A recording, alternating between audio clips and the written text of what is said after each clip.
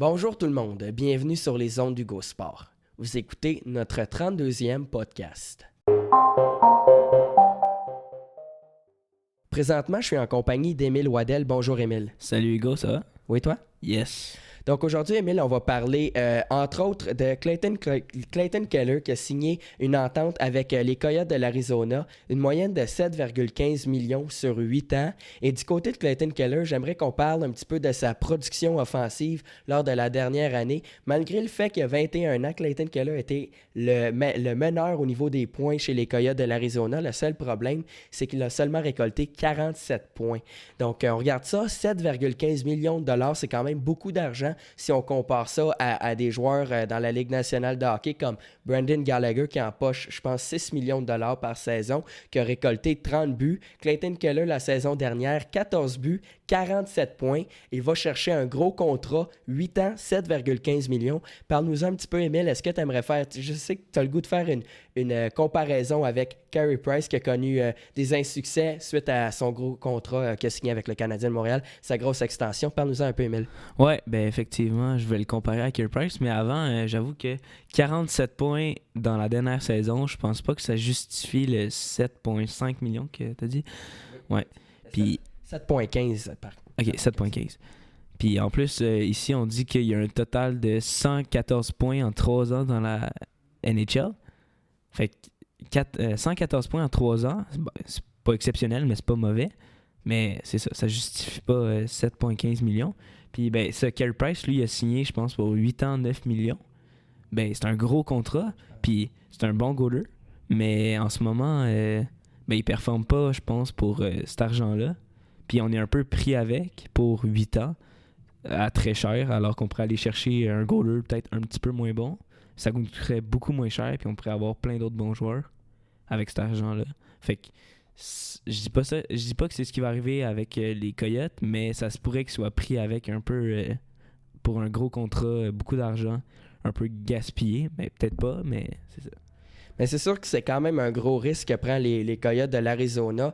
C'est un petit gars, 21 ans seulement pour Clayton Keller, donc il n'est pas âgé. On le signe à long terme pendant 8 ans. À la fin de son contrat, il va avoir 29 ans. C'est sûr qu'on a moins de chances du côté des Coyotes de le perdre à la fin d'un contrat, par exemple. Donc, tu sais, ça, c'est un avantage de signer un gars comme Clayton Keller à long terme. Parce que les Coyotes de l'Arizona vont l'avoir pour les 8 prochaines saisons. À la fin de son contrat, il va avoir 29 ans. Donc, tu sais, 8 ans pour la même ville, ça peut être rassurant aussi pour Clayton Keller qui, visiblement, tentait de signer un contrat à long terme avec les Coyotes de l'Arizona. Donc, 8 ans pour lui, je pense qu'il est très satisfait. Le seul problème, c'est que du côté des Coyotes, comme tu l'as dit, est-ce que peut-être que dans 3 ou 4 ans, on va rapidement remarquer que Clayton Keller ne livre pas la marchandise, puis on va être obligé quand même de le payer 7,15 millions de dollars pour les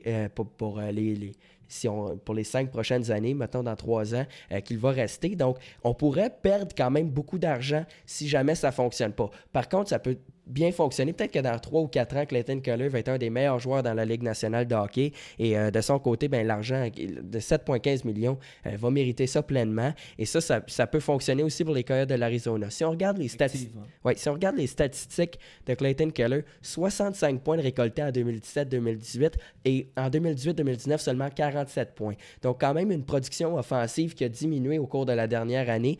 Ça, je ne trouverais pas ça rassurant si j'étais le directeur général des Coyotes de l'Arizona.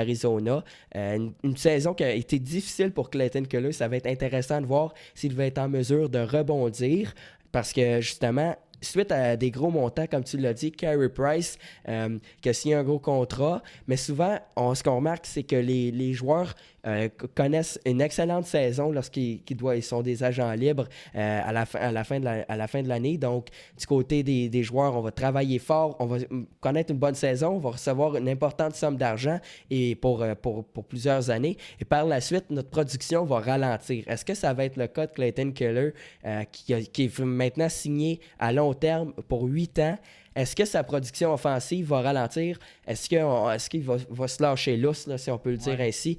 Parce que là, pendant 8 ans, il signe à long terme, 7,15 millions de dollars. Donc, les Coyotes sont un peu sont condamnés à le garder pendant 8 ans. Donc, ça, je trouve que c'est un gros risque qu'a pris les Coyotes de l'Arizona. Je ne suis pas nécessairement en accord avec cette signature-là. D'autant plus que si jamais, comme je l'ai dit un petit peu plus tôt, Clayton Keller ne livre pas la marchandise, là, soudainement, je pense qu'on perdrait 4 bonnes années parce qu'une reconstruction, ça prend généralement pas 8 ans. Non. Donc, pour signer ce Clayton Keller, grosse somme d'argent, gros montant d'argent, d'après moi, les Coyotes de l'Arizona souhaitent avoir Clayton Keller en plein milieu de leur reconstruction et pouvoir finalement, qu'il soit, dans le fond, entouré Clayton Keller de joueurs qui vont être en mesure de mettre la rondelle dans le fond du filet. Donc ça pourrait être aussi une option à considérer pour les Coyotes de l'Arizona.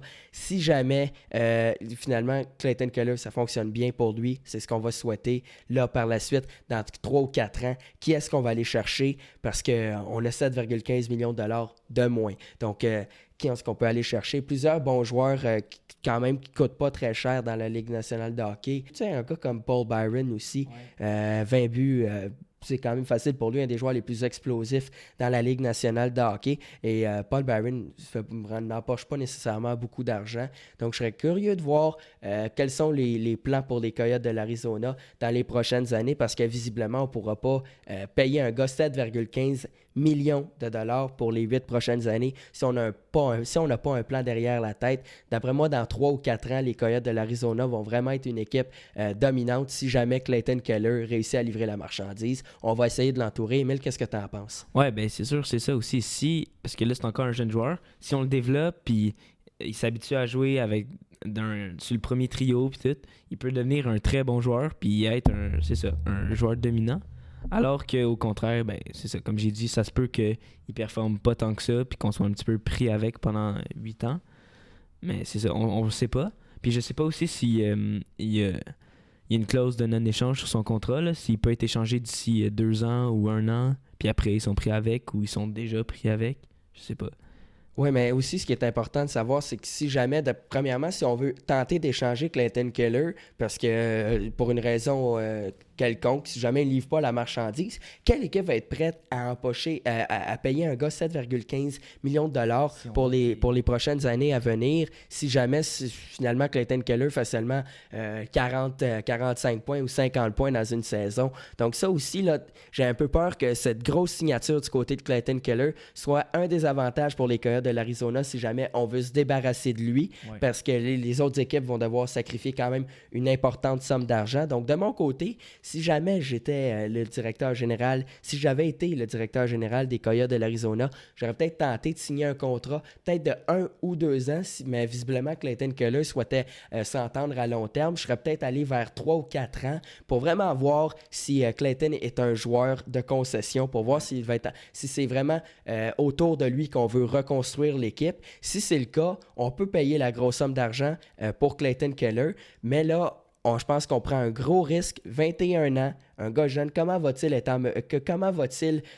répondre à ce gros contrat-là? C'est quand même beaucoup d'argent, beaucoup de responsabilités pour un jeune joueur comme ça. Je pense que ça va être intéressant de voir dans les années à venir si les Coyotes de l'Arizona ont raison. Mais selon moi, je pense que c'est un gros risque. Il y a des chances que ça fonctionne, mais il y a quand même beaucoup de chances que ça ne fonctionne pas. Et ça, selon moi, c'est ce qui fait en sorte que c'est très difficile d'accepter cette signature-là en 2019. Peut-être qu'en 2023, ça va être une des meilleures signatures qui a jamais été faite pour l'histoire des Coyotes de l'Arizona. C'est sûr. Puis en plus, ben, comme on a dit, effectivement, les Coyotes, c'est pas la meilleure équipe actuellement. Fait qu'il va être... Ben, c'est sûr qu'on aime ça, former un nouveau joueur avec d'autres bons joueurs. Là, lui, il sera pas nécessairement accompagné des meilleurs, mais il peut quand même être bien formé. Ben, c'est sûr qu'il y a aussi Clayton Keller. C'est un des joueurs, un des meilleurs prospects de la LNH. Donc, on peut quand même donner beaucoup de confiance à ce joueur-là pour reconstruire une équipe comme les Coyotes. Donc, c'est sûr que j'ai dit du négatif de lui, mais ça peut quand même être un bon joueur pour ce contrat-là.